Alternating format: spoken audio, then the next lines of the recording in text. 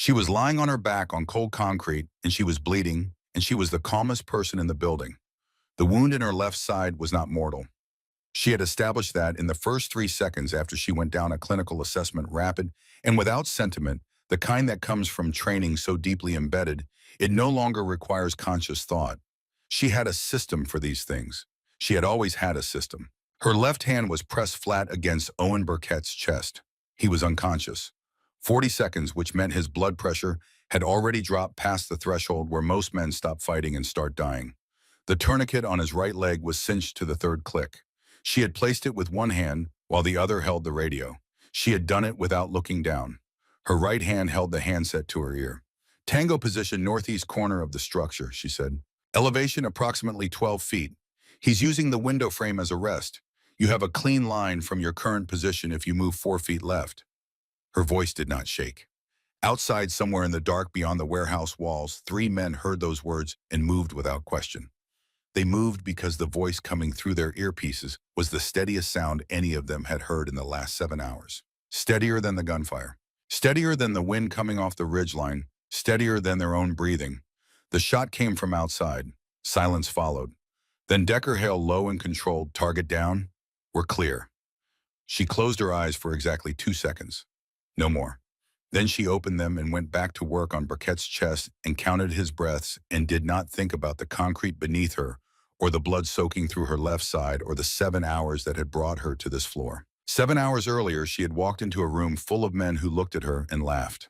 Camp Lejeune sits at the edge of the Carolina coast, the way a man sits who has forgotten how to rest, present, enduring, carrying its history in the worn paint on its buildings, in the silence over its rifle ranges, long after the last shot has been fired. It is not a place that welcomes softness. It has never tried to be. The briefing room in Building 114 had seen everything and been surprised by nothing. Metal table, fluorescent lights humming at a frequency just low enough to ignore. Maps pinned to corkboard with the casual precision of men who had been reading terrain their entire adult lives. Coffee sitting on the burner since before dawn. 10 men sat around that table. Between them, more than 200 combined years of military service. Operations in places that did not appear on public maps, under orders that did not exist in any official record. They had the faces that come from years of being outside and carrying weight and making decisions that could not be unmade. When they looked at a room, they were not seeing it the way other people saw rooms. None of them looked up when the door opened. Then one did.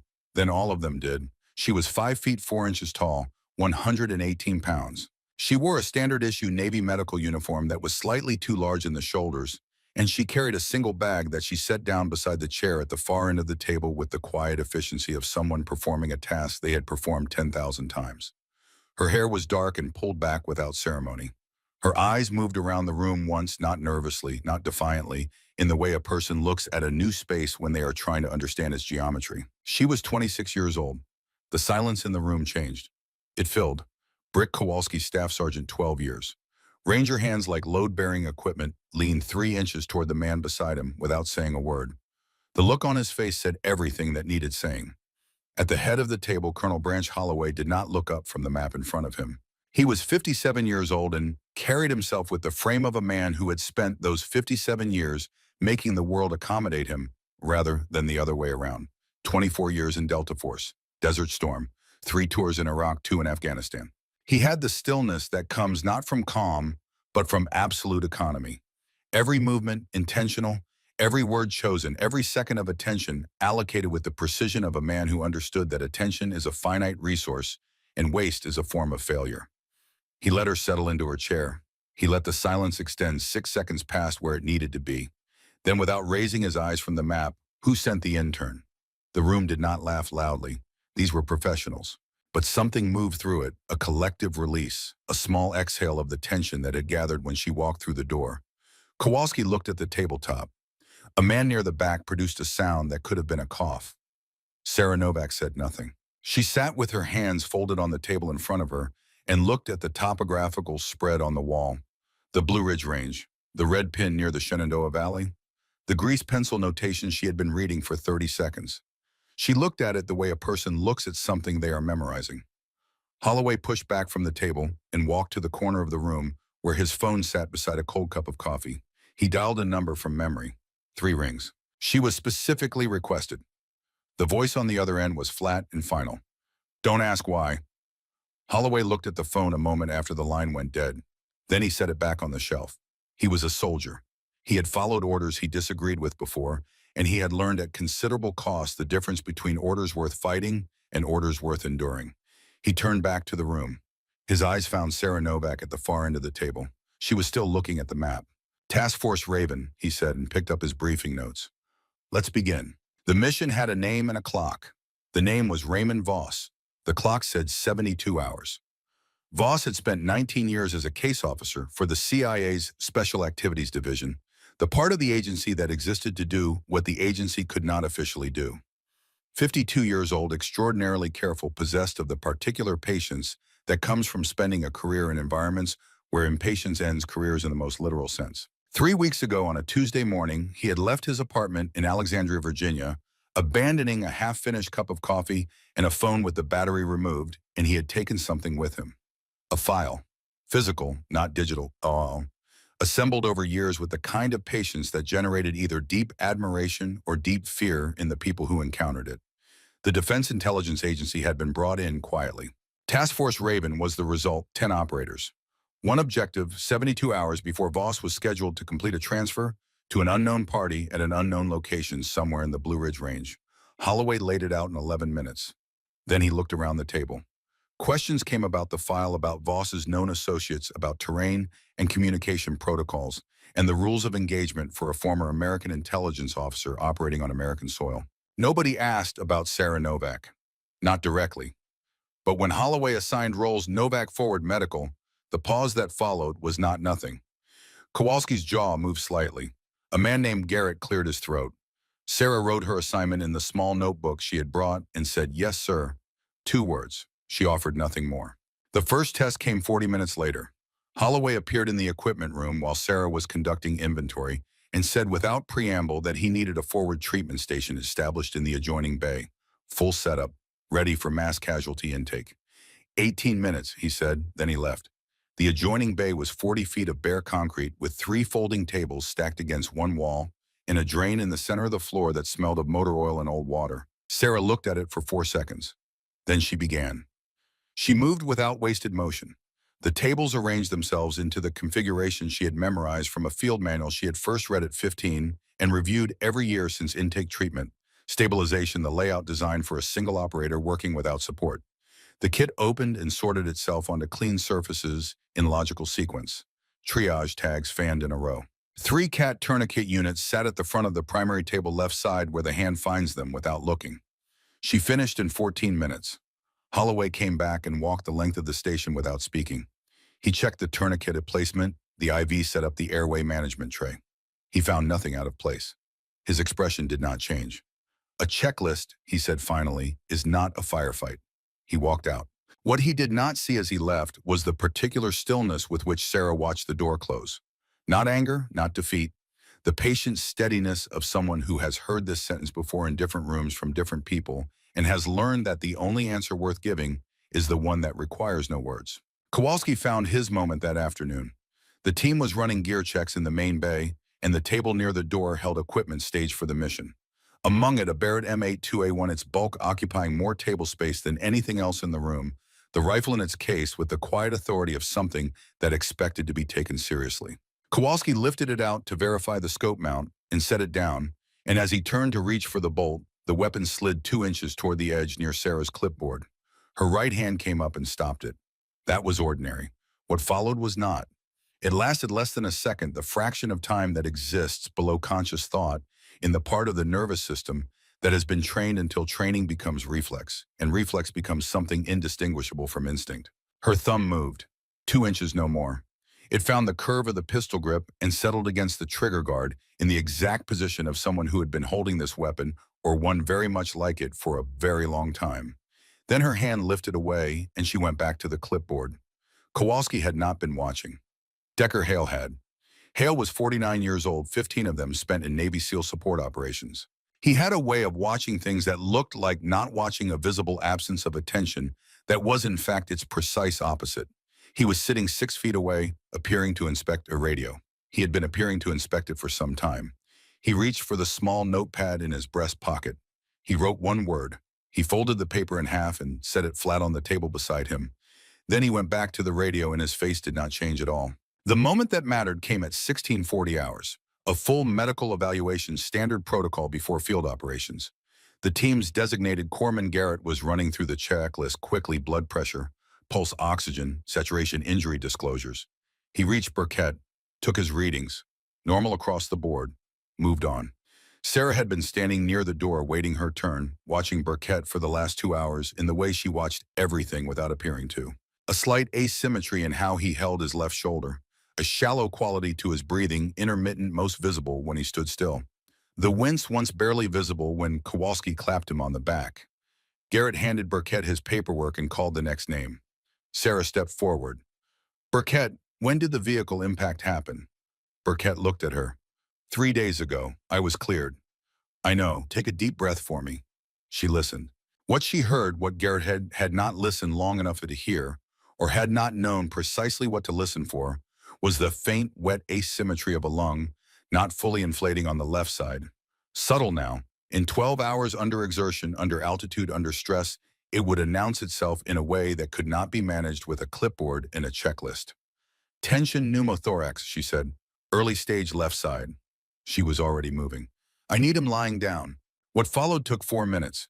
She located the second intercostal space, mid-clavicular line left side, with the speed of someone for whom anatomy is not a reference system but a language spoken fluently without translation. The needle decompression released the pressure with a sound that made Burkett exhale in a way he had not been able to exhale in 3 days. He looked at the ceiling. "Oh," he said, the sound of something obvious in retrospect.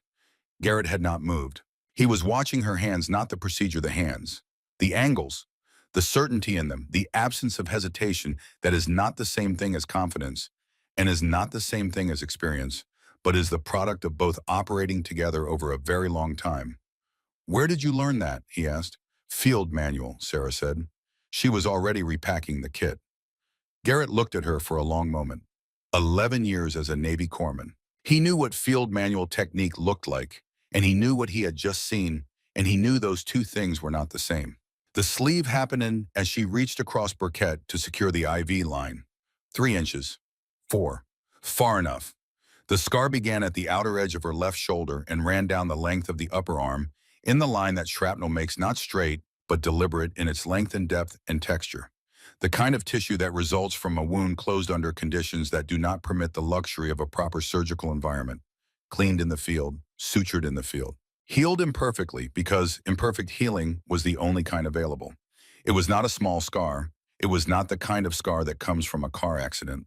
Branch Holloway was standing in the doorway. He had come to check on the delay. He had been watching the procedure for 45 seconds, watching Garrett's face, watching the efficiency of someone who did not move like a medic fresh from a training program. Now he was looking at the scar. Where did that come from? Sarah looked at her own arm, then at him. "Car accident," she said. "Last year." He held her gaze. The room was very still. Everyone in it, Garrett, Burkett, flat on the table, 2 team members who had drifted to the doorway, was doing the same arithmetic and arriving at the same answer. 24 years. That was how long Holloway had spent watching people lie to him. He had sat across tables from insurgents and informants and politicians and men who believed their own deceptions, and he had developed a capacity for recognizing deliberate falsehood that was as reliable as any instrument he had ever been issued. He took one step into the room. "You're a liar," he said. Not loudly, not with anger, with the flat certainty of a man stating a condition of the weather. Sarah did not flinch. She did not look away. She pulled her sleeve down with one smooth motion and finished securing Burkett's IV line before she looked back. "Colonel," she said, "is my medical history relevant to this mission?" The silence stretched. He had no grounds. He had a scar and 24 years of pattern recognition, and none of that constituted grounds in a room operating under official protocol. She had performed a procedure that had potentially preserved a man's operational readiness. She had done it correctly. She had done it faster than his designated corpsman. "Get your kit squared away," he said. "We move at 1800. He turned and walked out. In the corridor outside, Hale was waiting. He held out the folded piece of paper without introduction. Holloway took it, unfolded it. One word in Hale's careful hand. "SARC, Special Amphibious Reconnaissance Corpsman." a program so selective its graduation rate had never exceeded 20%. Navy corpsmen trained to operate alongside SEAL teams in Tier 1 environments, not in support roles, not in the rear, but inside the worst of it with the skills to function in both worlds simultaneously. Holloway stood in the corridor with the paper in his hand and thought about the angle of her thumb against the trigger guard, thought about the speed of the needle decompression, thought about the scar, thought about what kind of wound left a mark like that and what kind of person walked away from it, and what kind of person then applied for a position as a contract medic on a DIA task force and sat at the end of a briefing table looking at maps she had clearly never needed to memorize because she had already memorized them.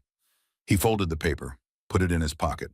He had learned over 24 years to recognize people who had already paid the price he was only beginning to calculate. He walked toward the operations center and did not look back. The convoy moved south out of Camp Lejeune before the last light had gone 3 unmarked vehicles, running on roads that followed the contour of the land rather than the logic of any civilian map. The Carolinas gave way to Virginia the way night gives way to deeper night, not with announcement but with gradual accumulation. Trees grew denser, towns grew smaller. The road narrowed until it was less a road than a suggestion.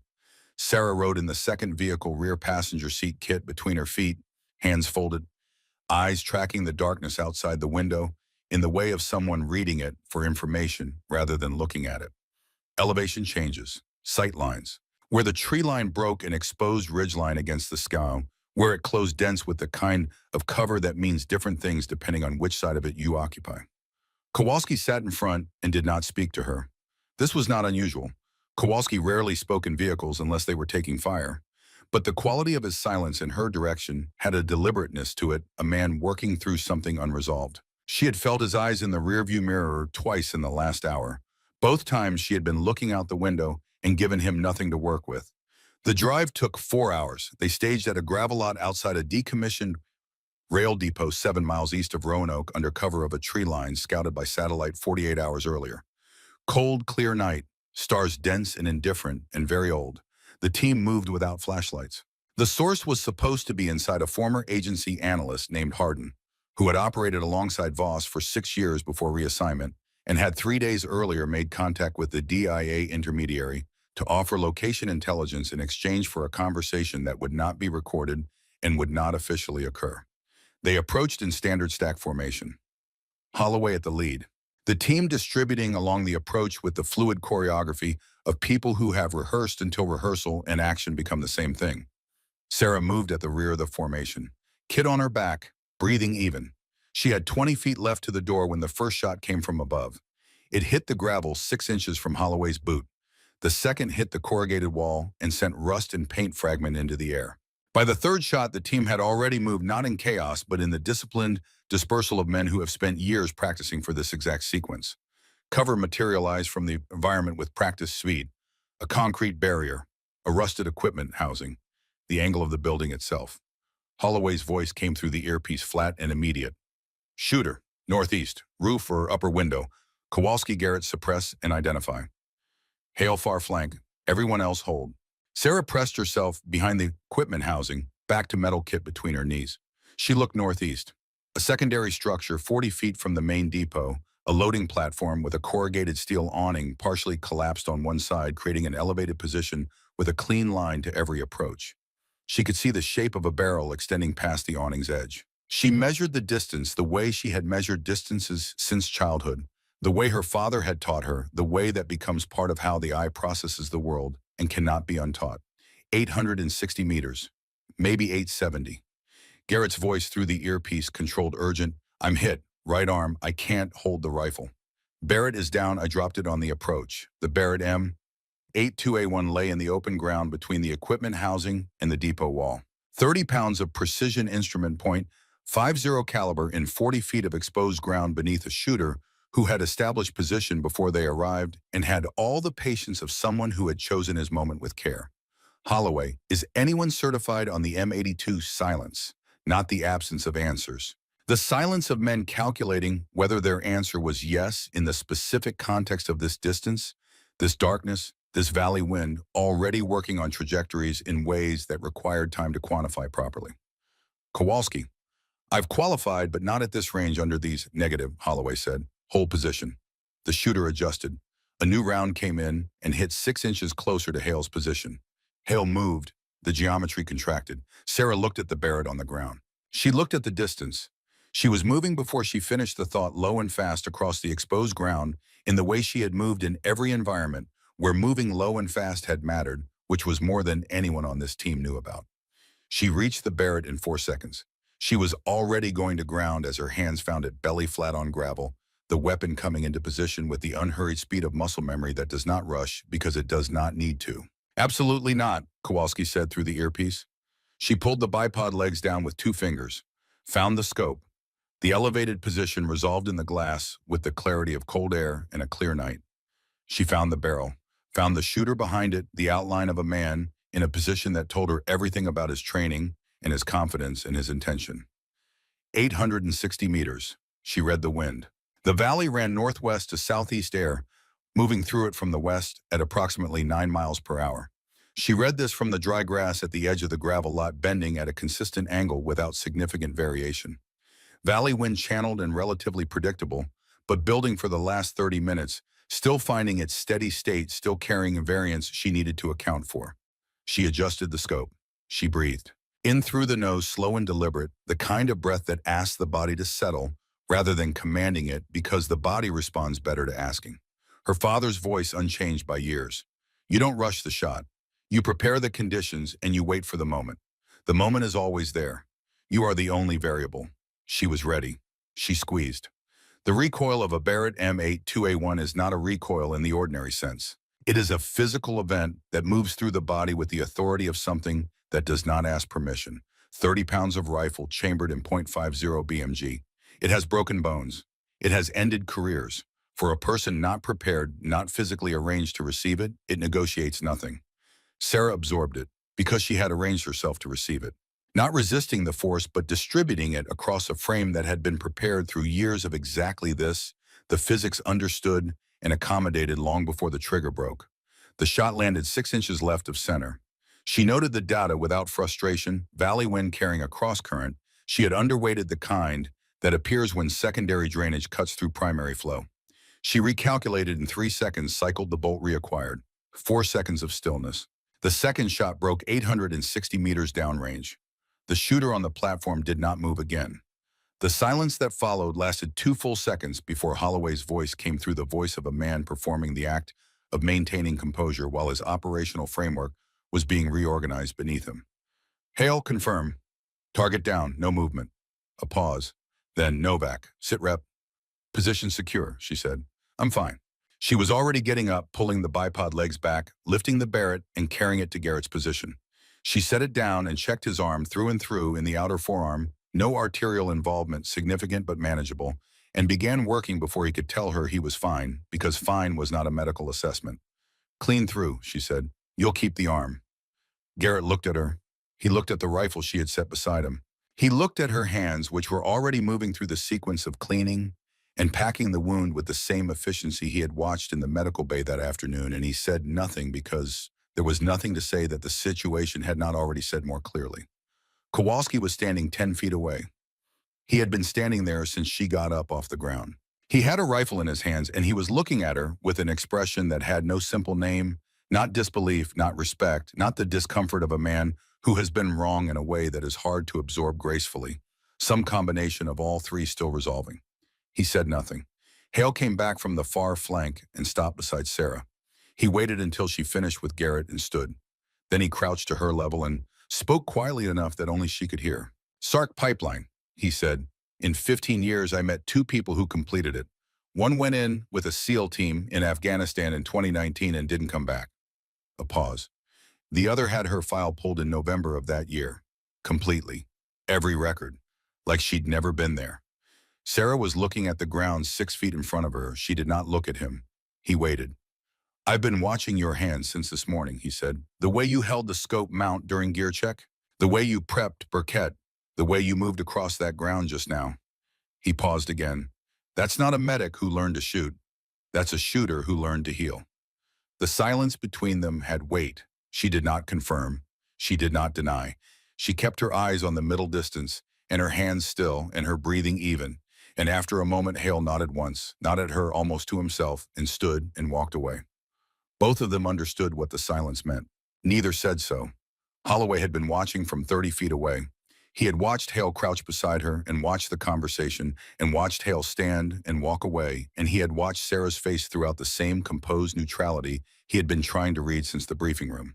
She gave nothing away that she did not choose to give, and she had not yet chosen to give anything that mattered. He walked toward her. She heard him coming and did not turn. "Where did you learn to shoot like that?" he asked. She looked at him then. "My father taught me," she said. The words were the same words she had used in the medical bay. But the weight of them was different now, standing in cold air with a dead shooter on a rooftop and the smell of propellant still present. Holloway heard the difference, even though he could not yet name what it meant. He looked at her for 3 seconds. "Your father," he said. "Yes, sir." He turned away and began moving the team toward the fallback position because the situation had changed and protocol for changed situations was to move first and process second. He was a soldier. He moved. But those two words settled somewhere in his chest and stayed there, and he could not have said precisely why. The fallback position was a farmhouse 3 miles west, pre-staged keys left in an unlocked outbuilding, the kind of arrangement that would not appear in any record of the night. The team redistributed into the vehicles with adjustments for Garrett's arm and the unspoken adjustment of 10 men recalibrating round a fact they had not previously accounted for. Nobody talked. This was different from before. Before the silence had been professional. Now it had texture, the texture of people processing something that requires more than professional silence can hold. Kowalski rode in the back seat and looked at the floor the entire way. The farmhouse had 4 rooms, no furniture worth noting, and the particular smell of a building that had been closed for a season and opened quickly. The team moved through it with practiced efficiency, and within 20 minutes there was a map on the kitchen table and a field radio on the windowsill, and Garrett's arm was properly dressed and in a sling. Holloway stood in the kitchen and looked at the map without speaking. Then Novak, kitchen. She came without hurry and stood on the other side of the table with her hands at her sides and her face carrying the same composed neutrality he had been unable to read all day. "Your record," he said. "Everything after October 2019, gone." She said nothing. "That is not an administrative error," he said. "That is a deliberate action by someone with sufficient clearance to reach into the Navy's personnel system and remove everything that would allow anyone to know who you are. That level of action does not happen to logistics support or standard corpsmen." He paused. "It happens to Tier 1 assets when someone determines their existence has become operationally inconvenient." She looked at him steadily. "You have something to say," he said. "I have been watching you not say it since you walked through the door this morning." The silence lasted long enough that he thought she would use it as her answer. Then she reached into the inside pocket of her jacket and removed an envelope. The corners were soft from handling. The seal had been broken and resecured with a strip of medical tape. The handwriting on the front was a man's, deliberate and clear, the handwriting of someone who wrote infrequently, but wrote with intention. "Open when I'm not there to tell you myself." She set it on the table. She opened it. 2 pages of lined paper folded in thirds. She unfolded them with the care of someone handling something that matters enough to be handled carefully. She looked at the pages, not reading because she did not need to read. The words existed somewhere anterior to reading, embedded in a place more immediate than memory. She read aloud. Her voice was flat and even, the voice of someone who has learned to deliver difficult information without inflecting it with the emotion that surrounds it, because the information is what matters and the emotion is a private thing. "Sarah, if you're reading this, I didn't make it back. I've known for a while that some deployments carry a weight the others don't, a quality to the planning, a particular care, in the way officers stop meeting your eyes in the final briefings. This one had that quality. So I'm writing this before I leave because I've always believed in accounting for the things you can see coming, even when you hope you're wrong." She paused. The farmhouse was completely still. Nobody moved. "I taught you to shoot because the world is not arranged the way we would arrange it if we had the choice. I taught you because your grandfather taught me in the same field behind the same barn with the same patience I tried to pass on to you, and because some things are worth keeping in a family, even when the family would rather they weren't needed. You made a promise to your mother, and I know what it cost you. If you're breaking it today, it means you had a reason that outweighed the promise. I trust your judgment more than I trust most things I've encountered in 30 years of service. Do what you have to do. Come home after." She folded the pages back into thirds. She looked at Holloway. "Chief Petty Officer Thomas Novak," she said. Navy SEAL killed in action, November 3, 2019, Kunar Province, Afghanistan, in a classified operation designated Stonegate. Body not recovered. Files sealed under the Special Access Program classification. I was 21 years old. I had completed the SAR pipeline 8 months earlier. I was in that valley with his team. She held Holloway's gaze without yielding it. I was the only one who came out. The room was very quiet. Hale looked at the floor. Kowalski, for the first time in the 10 hours Sarah had known him, looked like a man who did not know what to do with his hands. And Holloway branch. Holloway, 24 years of Delta Force 3 wars. The man who had called her an intern and called her a liar and had been wrong on both counts, turned his head. Not far, not dramatically, a quarter turn, a fraction of a second. But Hale saw it from the doorway, and what he saw in that fraction of a second was not something he could name precisely. What he saw was the face of a man who had recognized a name he had not expected to hear. A name that landed differently than other names, a name that meant something specific. He said nothing. He filed it. Holloway turned back. His face was composed. "Get some rest," he said. "We move at 0400. He picked up the map and walked out of the kitchen. Sarah put the letter back in its envelope, the envelope back in her inside pocket, and sat down at the kitchen table with her hands flat on the surface and waited for the thing she had set in motion to finish moving. The satellite radio on the windowsill activated at 0130. She heard Holloway cross to it from the adjacent room. She heard the specific quality of stillness that falls when a person reads something and stops moving entirely. Then his voice controlled Novak. She stood. He was at the windowsill with the radio in his hand. He held it out. The message was encoded at the top with a cipher sequence. She recognized not standard DIA, something older and more field-specific. Below the header, the text was plain. "Colonel Holloway, she deserves to know what happened in that valley. You signed the order. I have the documentation. Tell her I'm not the enemy she was sent to find. Tell her her father's name is in the file. I will be in contact. Shepard." Sarah read it twice. She looked at Holloway. He was looking at the wall above the windowsill, the particular middle distance of a man standing at the edge of something, deciding whether to step forward or back. She waited. His hand tightened on the radio until his knuckles changed color. And that was enough for now. She was practiced at now. She put it in the place where she kept everything that was not yet ready to become words. And she waited for morning to make it ready. Morning came without warmth. The tree line separated from the sky in degrees too slow to observe directly, the world assembling itself back into visibility, the way it always did, without announcement, without the ceremony the moment might seem to deserve. The frost on the farmhouse windows had not yet begun to melt. The birds had not yet decided to begin. The only sound was the field radio on the windowsill cycling through its automated frequency check, a small mechanical heartbeat in an otherwise still house. Sarah had not slept.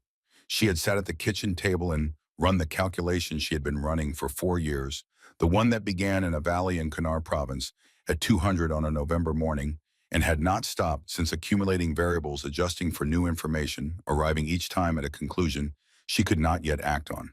The message from Voss had changed the shape of it, not the content. She had known most of what it contained before she ever walked into the briefing room at Camp Lejeune. What had changed was the variable she had built the entire operation around, hoping to confirm. The variable she had not allowed herself to treat as certainty until someone who had been there said it out loud. Her father's name is in the file. She had known Thomas Novak was alive with the certainty that lives below evidence, in the place where a person knows things about the people they are most connected to, at a depth that neither distance nor official documentation can reach. She had known it the way she knew her own heartbeat, not because she could see it, but because she could feel it as steady beneath everything else, continuous. A signal that had never gone dark. But knowing and hearing it confirmed from the mouth of someone who had been in that valley were different things, and the difference had a weight she had not fully anticipated, and she sat with it through the cold hours before dawn in the quiet farmhouse kitchen, with her hands flat on the table, and the letter in her inside pocket, and the photograph in her kit, and she waited. At 0350, she heard Holloway's footsteps in the adjacent room. She heard him stop moving. She heard the specific quality of stillness that falls over a man who has made a decision about something he has been avoiding and is now standing on the near side of it, which is always the harder side. Then his footsteps again deliberate, moving toward the kitchen. He came to the doorway and stood with his hands at his sides. He was still in his field clothes from the night before, and he looked like what he was, a man who had not slept, who had spent the hours since midnight doing the same arithmetic she had been doing, arriving at the same answer she had arrived at years ago, and finding it heavier than he had been prepared for. He looked at her. She looked back. Neither of them said anything for a moment. Then he pulled out the chair across from her and sat down, and he put his hands flat on the table, the way she had her hands flat, and for a few seconds, they were just two people sitting across from each other in a cold farmhouse kitchen, with the field radio cycling on the windowsill, and the frost still on the windows, and the morning still deciding whether to begin. October 2019, he said. His voice was level, controlled. The voice of a man delivering a report on something he was not proud of, which required more discipline than the voice of a man delivering a report on something he was, and he had enough discipline for it, and he used all of it. I was JSOC liaison for Delta Force.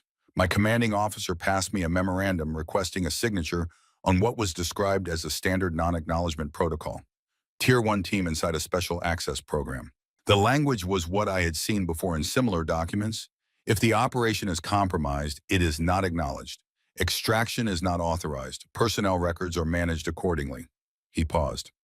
I signed it because I was told it was routine. Low risk. A small team going in to recover a single asset. I was told the window was narrow and the paperwork needed to move. Sarah said nothing. I signed it, he said again, not louder, just more deliberate. The way a man says a thing again when he wants to make certain the record is clear. I signed it and I sent it back through my CO, and I did not think about it again for 11 days. What was the date? Sarah said. October 28th. She looked at him across the table. My father's team went into the Kunar Valley on October 31st, she said. He was already on the aircraft when you signed that paper. He was 3 hours from the ground. Holloway held her gaze. He did not look away. She gave him credit for that. Did you know? She said. No. Clear. Immediate. When I found out which team the protocol had been applied to, the operation had already been closed. The casualty report said 6 KIA, no recoverable remains. I requested an internal review through my CO. I was told the file was sealed at SAP level and no review would be authorized. A pause long enough to carry weight. I asked twice more over the following 3 months. I was told the same thing. And then I stopped asking. The kitchen was completely still. Why, she said. Because I was told there was nothing left to find. He looked at his hands on the table. And because I wanted to believe that. Because the alternative that I had signed a document that left American servicemen without extraction authority and then been lied to about the outcome was a thing I did not want to hold. He looked back up. I have spent 4 years understanding that not wanting to hold something is not the same as it not being true. Sarah looked at him for a long time. When she spoke, her voice was the same voice it always was, flat, and even the voice of someone who has learned to carry difficult information without letting the emotion that surrounds it distort the signal. I know you didn't intend it, she said. I have known that for 2 years. I did not come here to punish you for it. He waited. I came here because I needed a commander whose name on a sworn statement would carry institutional weight that a former SARC with an expunged record cannot generate on her own. She held his eyes. You signed a document that removed the safety net from a team that included my father. You can sign another one that tells the truth about what happened. That statement creates a record. The record changes the arithmetic for the people who would prefer my father remain officially dead. She paused. You cannot undo the first signature, but the second one means something. And I think you already know that, which is why you're sitting here at 0350 instead of sleeping. He looked at her steadily, a long silence. Then he said, What do you need from me? It was not a question. It had stopped being a question the moment he sat down. Sarah reached into her kit and placed a photograph on the table. It was not new. The edges had softened from years of handling, and the image had the grain of something printed under field conditions far from any laboratory. She had carried it for 3 years in the inside pocket of every jacket she owned, through 3 countries, 2 deployments, 1 hospital stay, and it had come through all of it, still legible, still saying exactly what it had always said. In the photograph, a man lay on a cot in a low-ceilinged room with stone walls. An IV line ran into his left arm. His face was turned toward the camera. His eyes were closed. The bandaging around his chest was visible beneath an open blanket. He was clearly injured, but his color was the color of a man in the process of recovering. Not a man at the end of one. In the lower right corner, handwritten in ink that had faded to gray, a date. November 14th, 2019. 11 days after the date printed on Thomas Novak's official casualty notification. 11 days after the United States Navy had formally declared him killed in action with no recoverable remains. 11 days during which a man was supposed to be dead and was instead lying in an unidentified room with stone walls breathing, recovering very much alive. Holloway picked up the photograph. He held it at the angle a man holds something when he needs the light to confirm what he thinks he is seeing and is hoping the light will tell him he is wrong. He looked at it for a long time. His face went through something during those seconds, something controlled and effortful, and not entirely successful, the kind of movement a man's face makes when what he is looking at is colliding with what he has believed for 4 years, and the collision has consequences he has not yet fully calculated. He set the photograph down. His hands were no longer entirely steady. "Where did you get this?" he said. "It was left for me," Sarah said, "by someone who wanted me to keep looking." She looked at the photograph. "I have been looking ever since." She let that sit in the space between them. "His name is in the file that Voss is carrying," she said. "Voss knows where he is. Voss has been keeping him alive for 5 years at considerable personal cost, and the people who ordered the original closure have now found out he is still alive, which is why Voss went off the grid 3 weeks ago with the file as a deterrent." She looked at Holloway. "This meeting this morning is the most important thing that has happened in 4 years. And when it is done, your sworn statement is the mechanism that keeps my father from becoming an inconvenience someone decides to address permanently." Holloway sat with the photograph and the weight of it for a long moment. Then he nodded, once. The way a soldier nods when the order is clear, and the quest has been calculated, and the calculation has come out on the side of moving forward, regardless of the cost. "You'll have it," he said. "Everything I know, everything I signed, everything I should have kept asking about." A pause. "Everything." Sarah put the photograph back in her kit. "We move at 0400, she said. She stood up and walked out of the kitchen, and behind her Holloway sat alone at the table, with his hands in front of him, and the cold light of the early morning beginning to come through the windows, gray and honest and without mercy. He sat there for 7 minutes. Then he stood up and went to prepare for the mission. At 0400, the team assembled without being summoned. They gathered around the map in the kitchen, and Holloway laid out what the DIA contact had returned overnight. Voss had provided a location. A farmstead 14 miles northeast in a fold of the Blue Ridge, where two ridge lines met and created a natural depression invisible from any road. Accessible by a single logging track not maintained in several years. He would be there at 0900. He would come alone. Two options. Tactical approach, surround the position, treat Voss as a subject to be secured. Or contact approach, send someone in to talk. Kowalski said, "We don't know what's at that position. Could be a setup." Stated without inflection, a legitimate operational concern from a man who had learned to raise them. Hale said, "A man running a setup doesn't send a message naming the people he wants to meet." Holloway looked at Sarah. "He has been 14 miles from where we staged for 3 weeks, she said. "He reached out instead of relocating. He wants the meeting." A pause. "He said he is not the enemy we were sent to find him, and I believe him." Kowalski looked at the map, said nothing more. "Contact approach," Holloway said. "Novak goes in, full perimeter at distance, no engagement without signal." He looked around the table. Questions? No questions. The logging track was exactly as described, narrow, reclaimed by vegetation. The ruts deep from seasonal freeze the forest close on both sides. They left the vehicles at the tree line and walked in the team distributing through the woods in a perimeter that tightened as the farmstead came into view. Small structure, main building and equipment, shed both weathered to the gray of wood that has faced mountain winters longer than anyone currently paying attention. No vehicles, no visible personnel. The depression held the property in a natural bowl that would have made it invisible from the air in summer and merely difficult in winter. Holloway designated positions. Kowalski on the west, Hale wide on the north flank, two others on the east ridge covering elevated ground, Burkett anchoring the south with a sight line to the main door. "Nobody moves without my call," Holloway said. "Nobody engages without signal from Novak." He looked at her. She crossed the open ground alone. The door opened before she reached it. Raymond Voss was 52 years old and had been running for 3 weeks on a leg wound. He had dressed himself, and he looked it, pallor beneath his skin from sustained blood loss, leaning slightly to one side in a way he was working not to show. The eyes of a man who had been making careful decisions for a very long time and had arrived at the point where careful was no longer sufficient by itself. He looked at her. "You look like him," he said. Same way of standing. Where is he? She said. He stepped back from the door. Inside a sleeping bag against the wall, a camp stove, a pack opened and repacked many times over. And on the floor near the pack, an aluminum case latched the kind used for documents that require protection from the elements and from the people who would prefer they did not exist. Voss sat because standing was spending more than he had. He extended the wounded leg and looked at her. Stonegate, he said. I was the case officer. I received the closure order when the team's position was compromised.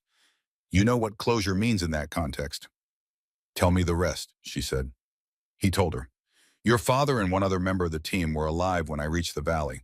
I had 40 minutes before the documentation window closed, and after that I would lose control of what the record said. I made a decision that I cannot defend within any official framework. I have not tried to defend it. I would make it again. 11 days in a location that exists in no record. A physician whose name appears in no database. The decision to move Thomas Novak rather than report him, the understanding between them unspoken but complete, that returning through official channels was not a path that the operations architects would permit to remain open. New identity, new location. The arrangement that had held for 5 years: stay small, stay quiet, stay alive. He knew the cost, Voss said. No contact with family. He understood what he was agreeing to. Is he alive? Sarah said. She had known the answer for 4 years. She had known it with a certainty that did not require evidence. But she was here because certainty is not the same as confirmation, and confirmation is not the same as seeing, and she had not yet seen. Voss looked at her. As of 3 months ago, he said. Yes. She stood with that for a moment, just a moment. She had learned long ago that moments like this one required a specific kind of handling, not suppression, not performance, but the deliberate act of receiving information fully while remaining functional. The way you receive the recoil of a heavy rifle, not by resisting it, but by being already arranged to absorb it. She absorbed it. The file, she said. What else is in it? He told her about the 23 names, active intelligence assets in 4 countries, documented without their knowledge inside a program assembled as insurance by a man who was no longer in a position to use it and had passed it to Voss through a chain of custody that was now 2 people long, both of whom were sitting in this room.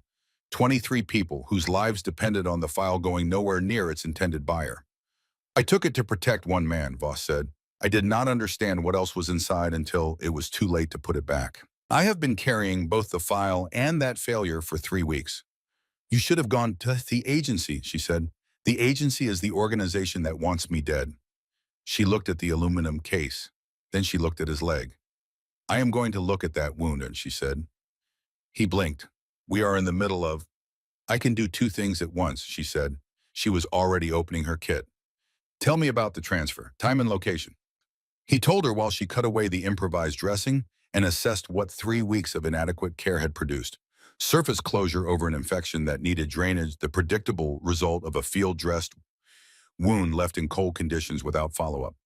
She cleaned it without asking whether it hurt because the answer was self-evident and changed nothing about the procedure.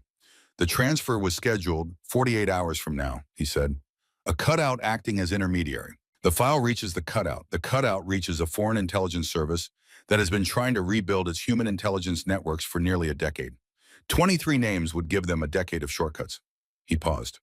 I have been the only thing standing between that transaction and completion for 3 weeks. I am aware of how contingent that is. Not anymore, she said. She was closing the secondary dressing when the first shot came through the east wall. It crossed the interior at the angle of a shooter using elevation someone on the ridgeline above the depression, positioned before dawn patient. Through the east wall and through the opposite wall without hitting anyone. A ranging shot, establishing 0. The second would not be exploratory. Through the earpiece, Hale's voice controlled and tight.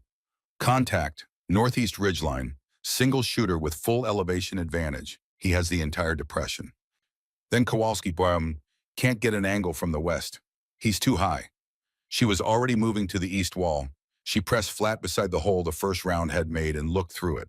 The ridgeline rose 300 feet above the depression. At the crest, a natural rock formation providing cover. The rifle barrel extended past the rock at an angle that told her the shooter was right-handed, body-oriented northeast, which created a specific gap in his field of view. To the south, a gap he would need to reposition to cover. Distance from the east wall to the crest of the ridgeline, 1,050 meters.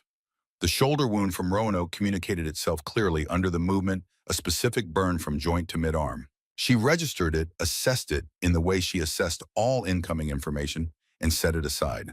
It would be worse tomorrow. Tomorrow was a separate problem. Holloway's voice through the earpiece. Novak, can you take the shot? She looked at the Barrett on her back. She had carried it from the vehicles. No one had questioned the decision at the time, and she had not explained it because explanations before the fact were a form of asking for permission she did not need. Yes, she said, a half-second pause that held more than half a second of content. Do it, Holloway said. She went to her knee at the east wall, pulled the bipod legs down, found the scope. The depression created complicated wind, the bowl shape of the terrain generating eddies invisible from the high grass on the ridge.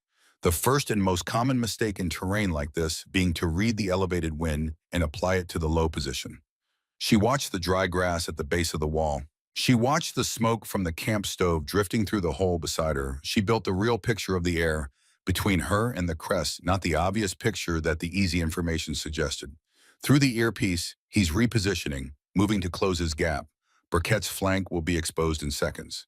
She breathed, in through the nose. The kind of breath that asks the body to settle rather than ordering it, because the body has learned over many years that the asking works better than the commanding. Her father's voice intact and unchanged across 5 years of silence. You do not rush the shot. You prepare the conditions and you wait for the moment. The moment is always there. You are the only variable. The shooter settled into his new position. Between heartbeats, in the fraction of a second when the body reaches the stillness it was designed to find, she squeezed the trigger. The Barrett moved through her the way it always had, not against her, but through her, distributed across a frame prepared to receive it. Years before this moment, the physics understood and accommodated long before the trigger broke.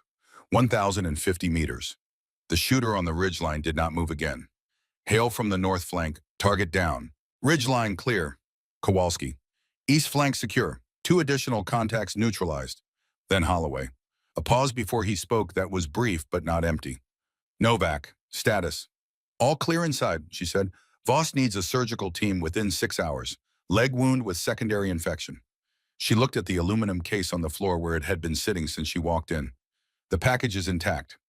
Extraction inbound. 10 minutes.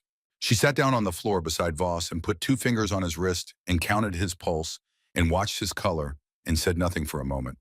Voss looked at the ceiling. 1,000 meters, he said. 50 more. A silence. Your father used to say something, he said, about shooting, that the conditions are always the problem.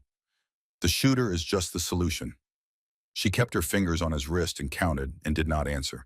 But the line settled into her in the way that true things settle, not as information received, but as something recognized. Something that had always been there, expressed now in someone else's words, which made it both smaller and larger at the same time. She stayed where she was counting until the rotors reached them through the walls. The helicopter came in 10 minutes flat. Voss went up the ramp conscious, arguing mildly about whether he could manage the steps unassisted, a position Hale addressed by placing one hand on his chest with the kind of finality that closes discussions without requiring further language. The aluminum case went in Sarah's kit. No one contested this. No one had grounds to contest it, and the people present understood grounds well enough not to claim them without having them. After the helicopter cleared the tree line and its sound began to recede into the distance, the team stood in the clearing, and the clearing was very quiet. Holloway walked toward her across the frost. He stopped 3 feet away. His hands were at his sides, and his face carried the quality it had been holding since she placed the photograph on the kitchen table in the dark of the early morning, not closed, not composed in the way of a man performing composure, but genuinely held. Held the way you hold something that is fragile and that you have not yet decided whether you have earned the right to set down. He reached up to his left lapel. The trident pin was small and worn to matte, the gold finished by 30 years of friction and fabric, and the daily weight of what it represented. He had worn it since the day it was placed on him, which was a long time ago and a long distance from this clearing, and neither the time nor the distance had changed what it meant. He held it out. She looked at it for a moment. She took it. Neither of them spoke. Kowalski stood 10 feet away with his eyes fixed on the tree line, which was the direction a man looks when he does not want what he is feeling to show on his face, and the tree line is the best available option. Hale looked at the frost on the ground. The clearing held the kind of silence that follows from a situation resolving itself, not the silence of peace, which is passive, but the silence of people who have done something that required everything they had and are now standing in the aftermath of it. Then Holloway said quietly enough that only she could hear it, "You knew about me before you walked into that briefing room." "Yes." "The memorandum, the date, the connection to your father's team. Everything that was in the record that hadn't been sealed." He was quiet for a moment. "You arranged the DIA request," he said, "the one that put you on this team by name."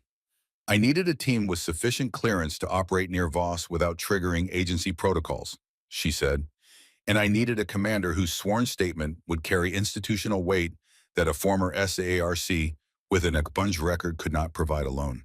You could have come to me directly before any of this." She looked at him. "You called me an intern before I sat down. You called me a liar before you had grounds for it." A pause. "Some people need the demonstration before they can receive the argument. That is not a criticism. It is an observation about how knowledge works and how trust is built in environments like ours." He absorbed that. "That is a more generous interpretation of my failures than I deserve," he said. "And it is the accurate one," she said. "You signed a document under false pretenses and stopped asking questions you should have kept asking. Those are real failures and they had real consequences and you will carry them. But you are here and you sat across from me at 0350 and told the truth about what you signed before I could use it against you, and that is a choice you made freely." She paused. "That counts?" He looked past her at the ridgeline where the shooter had been, then back at her. "You'll have the statement," he said. "Everything, my CO, the memorandum, what I was told, what I later learned, what I should have done, everything." She nodded once. They walked out of the clearing, not side by side, but in the same direction, which was sufficient, and behind them, the frost on the grass released the morning light it had briefly been holding, and the day went forward. 6 months later, the dark circles under her eyes had faded. She had put back the weight she had lost, 8 pounds accumulated in the ordinary way of a person whose days had come to include meals at predictable hours and sleep that ran past 3 in the morning without interruption. The shoulder had healed cleanly. 4 weeks of physical therapy completed with the same patience she applied to everything that required time rather than force, which was most things worth doing. The program was called Integrated Combat Medicine. It convened at 700 on Tuesdays and Thursdays in a building at a Carolina base that had been used for storage until Holloway requisitioned it. Hale helped move the paperwork through 3 departments that each believed the other had final authority, and Sarah spent consecutive evenings at a folding table writing a curriculum until it was exactly what it needed to be. 16 chairs, 16 students.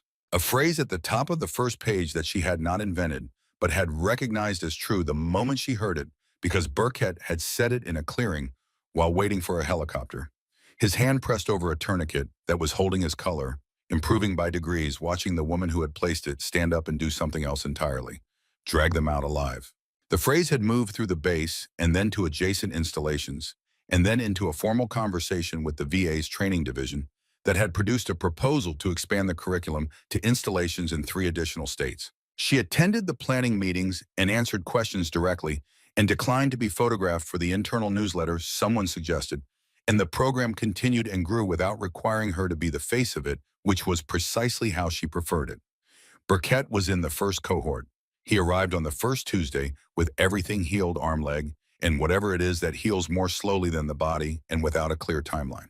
He sat in the front row and listened with the specific quality of attention that belongs to a person who knows the material has already changed the outcome of their life and is interested in what it might do for other people's.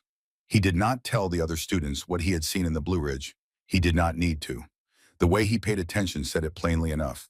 He stayed after the 3rd session when the other students had filed out. He looked at her across the empty room. "You had a tourniquet on my leg and a rifle in your hands," he said, "at the same time." "Sequential," she said, "not simultaneous. The tourniquet was first."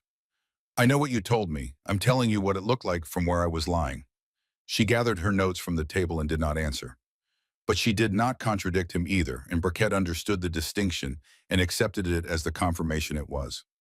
Kowalski sent an email on a Wednesday at 2300, 5 sentences. No subject line. The hour suggested he had been deciding whether to send it since sometime before dinner. "I was wrong about you from the beginning. I knew it after Roanoke and I did not know how to say so. I am saying it now because I have decided that not knowing how to say something is not a sufficient reason not to say it. You are the best operator I have encountered in a long time, and I have encountered a great many. I am glad I was wrong. She read it twice. She filed it. She did not respond because the correct answer to a man choosing honesty about his own error is to receive the honesty without diminishing it by making it comfortable, and silence was the most respectful thing she had available. Holloway submitted the sworn statement 11 days after the Blue Ridge. It went through the legal intermediary routed to the Senate Armed Services Committee, placed into a protected record in a location where it could not be conveniently lost or reclassified or made to disappear by someone with the clearance to do so. The documentation around Stonegate was not public. It would possibly never be public. But it existed, and the people who needed to know it existed had been informed, and the arithmetic of risk that governed decisions about inconvenient survivors had shifted in the direction that made Thomas Novak's continued existence the less complicated option for everyone with a stake in the matter. Sarah drove to Montana in October.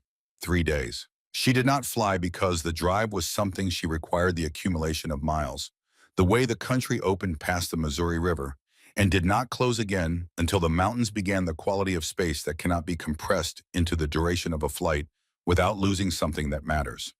She drove alone with the window down past the point where the cold made that sensible, because the cold was not the point.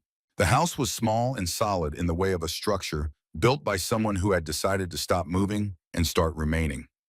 A woodpile against the east wall stacked with the precision of someone who understood that preparation is not pessimism. A kitchen garden put to bed for winter with the care of a person who intended to plant it again in spring. The kind of place that looks exactly like what it is, a life being lived quietly on its own terms without apology. Her mother was on the porch.